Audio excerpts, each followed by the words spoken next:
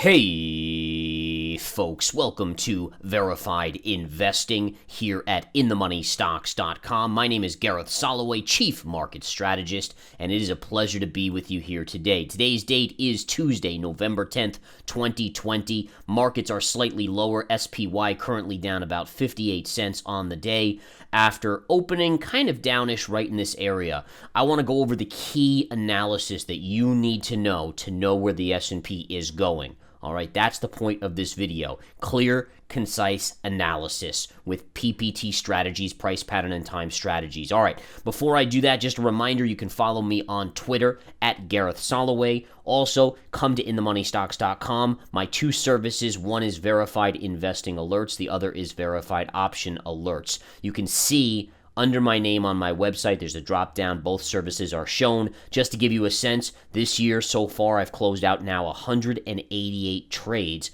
for a net gain of 1,683%. If we're talking about the options service, I have closed out, get this folks, 148 trades in verified options alerts for 3,686% gain. So incredible year so far, and it continues. So let's look at the S&P 500 here. This is the SPY.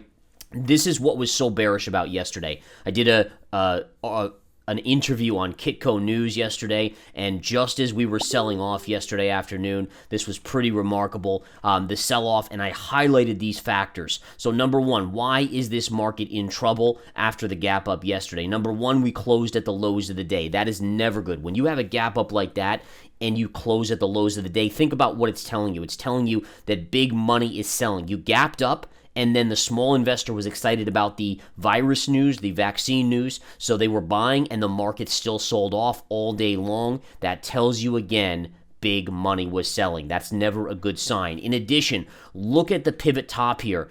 Here, look at this pivot going back to 2018. This is when you had the big drop into the end of the year in 2018. Then look at this. The next time we hit that trend line, you had the coronavirus collapse. Then we just had this hit and we had this collapse. We just hit it yesterday on the gap up. What do you think is going to happen? Well, history is a great repeater, right? And you expect downside here. The next factor that I have to point out is that we closed below the all-time high. This was your previous all-time high. This happened to be a key cycle date that I gave to my members, and sure enough, we closed. We opened above that. We closed below. That is very key on a technical basis. The last thing I'd like to mention here, which is of the utmost importance, is you had a time count. For those of you that don't know about time counts, this is getting into cycle analysis, which is something we do here at InTheMoneyStocks.com.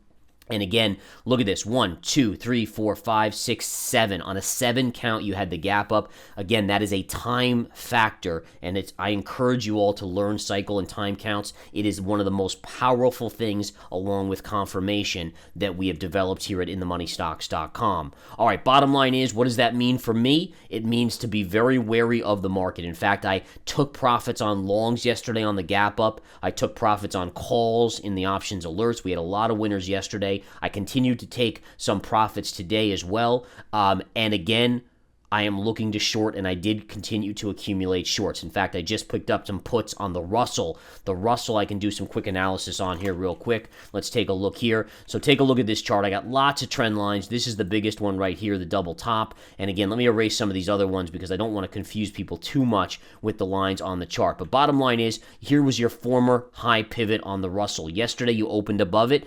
We closed below. Once I saw that, that told me to be alert for a short trade. Now, you never want to short at the end of the day because it's fallen so much. So what do? You wait for a retrace, which we're getting today, back to that trend line, and that's where we pulled the trigger on some puts. So again, I picked up some Russell puts. I'm looking for a pullback on this.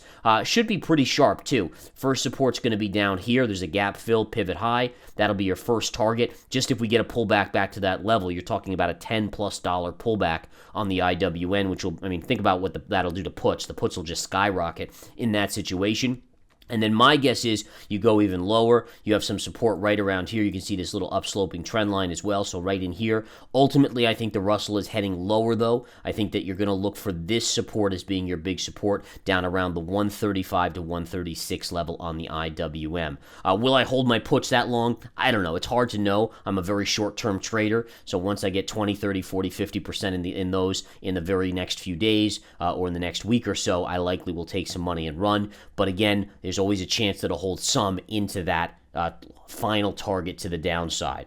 All right, just a reminder here, folks, you have some things that the market is going to be concerned about. If we go back to the spiders, remember, you have Biden in the presidency, which gives a little bit more of safety. I think the market likes the idea of him being president because it's more of a calm approach. You're not going to have tweets like Trump does, and you're going to have better relationships with foreign powers in general. So that's a small positive for the market in terms of their view. The negative is that you have an election on January 5th for potentially the control of the Senate, in which case, if the Democrats got control, what would they do? They would, as Biden has said, he would raise the long-term cap gains tax for those making above $400,000 a year to double it.